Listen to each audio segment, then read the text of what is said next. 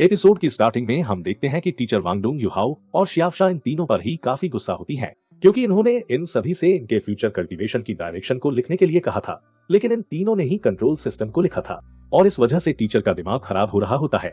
और इस चीज को देख के वांगडोंग काफी डर सा जाता है और फिर युहाओ और वांगडोंग मिलकर शियाफशा की तरफ देखने लगते हैं और फिर टीचर गुस्से में बताती है कि जो स्टूडेंट टेस्ट के लिए सेम टीम में है वो कल्टीवेशन के सेम सिस्टम को चूज नहीं कर सकते हैं, और अगर तुम लोगों ने इसका सही कारण नहीं दिया तो मैं तुम तीनों को नहीं बख्शूंगी। ये सुनकर युहाओ कहता है, टीचर मैं फाइट के पूरे नजारे को देख सकता हूँ और फ्यूचर में मेरे पास भी एक अटैक स्किल होगी, इसलिए कंट्रोल सिस्टम मेरे फ्यूचर डेवलपमेंट के लिए काफी सूटेबल है।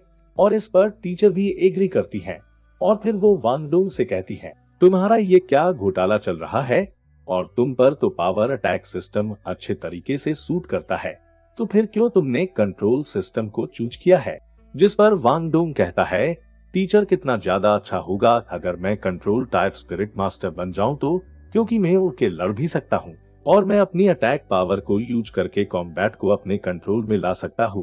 वांगडोंग को इन बेतुकी बातें सुनकर टीचर कहती है, तुम्हें क्या लगता है कि मुझे पता नहीं है कि तुम युहाओ से अलग नहीं होना चाहते हो। ये सुनकर वांगडोंग भी चौंक जाता है, क्योंकि टीचर ने उसके दिल की बात कह दी होती है।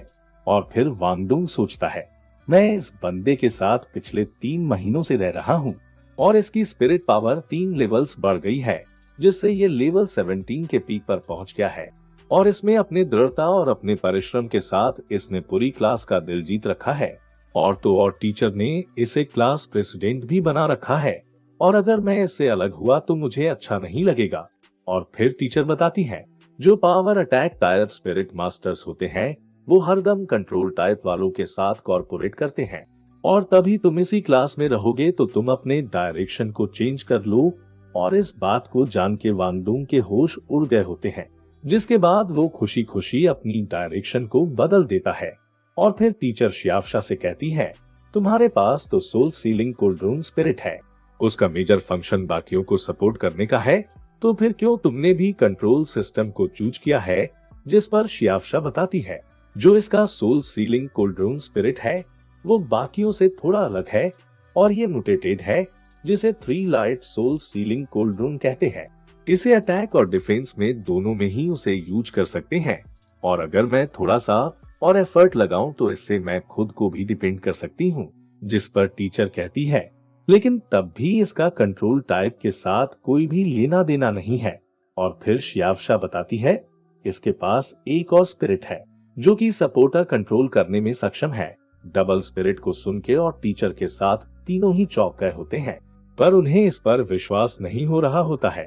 तो शियाफशा सबसे पहले अपनी पहली स्पिरिट सोल, जो कि सोल सीलिंग कोल्ड्रोन स्पिरिट होती है, उसे बाहर निकलती है, जो कि देखने में काफी अमेजिंग लग रही होती है।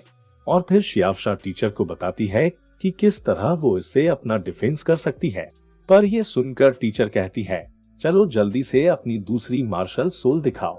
ये सुनकर शियाफशा अपनी दूसरी मार्शल सोल को एक्टिव करती है, जिससे वहां पर कई सारी प्लांट निकलने लगती है, और देखते ही देखते वो प्लांट एक बांसुरी में बदल जाती है, जिसे शियाफशा लेकर बजाने लगती है, जिससे निकलने वाली मधुर ध्वनि से वहां मौजूद सभी मोहित होने लगते हैं और सभी शियाफशा के कंट्रोल में जाने लगते हैं। यहाँ तक कि टीचर भी खुद को रोक नहीं पाती है। वैसे मुझे तो शियाफशा काफी क्यूट लगी, आपको क्या लगता है कमेंट में बताओ।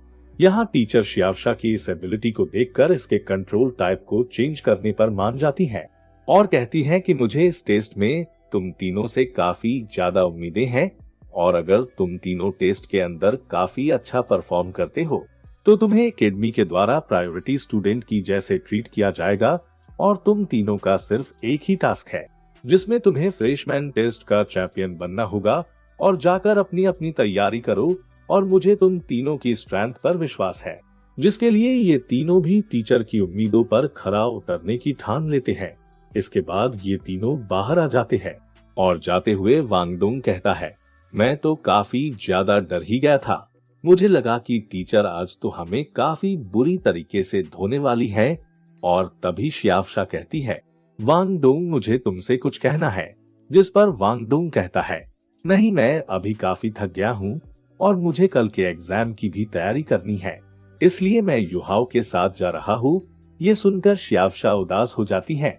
वहीं युहाओ वांगडोंग से कहता है, शियावशा तुम्हें कुछ कहना चाहती थी, लगता है वो तुम्हें पसंद करती है, तो तुमने इस तरीके से उसका दिल क्यों तोड़ दिया।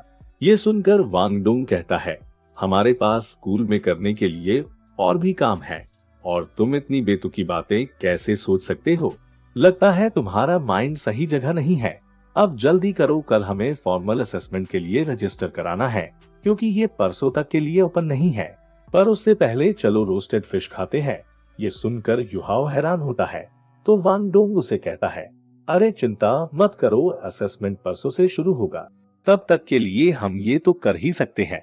जिसके लिए युहाओ मान जाता है और वांगडोंग को खींचकर शियावशा के पास आ जाता है और उसे कहता है, असेसमेंट शुरू होने में अभी टाइम है, तब तक के लिए हमें अपने साथियों को अच्छे से जान लेना चाहिए और असेसमेंट के लिए स्ट्रेटजी तैयार करनी चाहिए, जिसके लिए हमें प्री मैच करना चाहिए। यह सुनकर वांगडोंग कहता है, तो फिश का क्या होगा।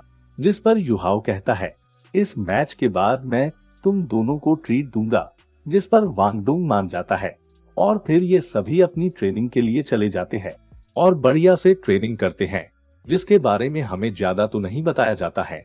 पर जब ये तीनों बातें कर रहे होते हैं तो हमें पता चलता है इनकी ट्रेनिंग में शियावशा और युहाओ साथ मिलकर वांगडोंग से फाइट की थी, जिसमें युहाओ ने अपनी माइंड शेयरिंग स्किल से शियावशा के साथ मिलकर वांगडोंग को हरा दिया था। युहाओ की इस स्किल को देखकर शियावशा उसकी काफी तारीफ भी करती है। फिर युहाओ बोलता है, यहाँ हमारे लेवल से भी हाई लेवल की टीम्स है, पर आज से हमारा एक ही गोल होगा, हमारी टीम ही सबसे स्ट्रॉन्ग होगी। तभी यहाँ पर मिस जिया और बेबे आ जाते हैं और बेबे युहाओ से कहता है, मुझे अंदर से खबर मिली है, फ्रेशमैन असेसमेंट कल से शुरू हो जाएगा और सुबह से रजिस्ट्रेशन शुरू होगा और टेस्ट दोपहर में स्टार्ट होंगे, क्या तुम इसके लिए तैयार हो। जिस पर युहाओ कहता है, हम इसके लिए बिल्कुल तैयार है। फिर मिस जिया युहाओ से कहती है, मैं हर वक्त ग्रिल्ड फिश मुफ्त में नहीं खा सकती हूँ, इसलिए मैं तुम्हें कुछ अच्छा देना चाहती हूँ। ये कहकर मिस जिया पॉइजन मास्टर के उस लिविंग स्टोरेज बैग को बाहर निकाल लेती है, जिसे पॉइजन मास्टर ने तानसेन को दिया था, और वो मिस जिया युहाओ को दे देती है, जिसके लिए युहाओ उनको थैंक यू कहता है। इसके बाद जब युहाओ उस बैग को चेक करता है तो उसमें से तांग सैक के कई सारे हिडन वेपन्स बाहर निकलते हैं, जिन्हें देखकर खुद युहाओ भी हैरान होता है। और फिर वो इस कंपटीशन को जीतने का पूरा मन बना लेता है और रात भर बैठकर उन हिडन वेपन्स के साथ माथापच्ची करता है।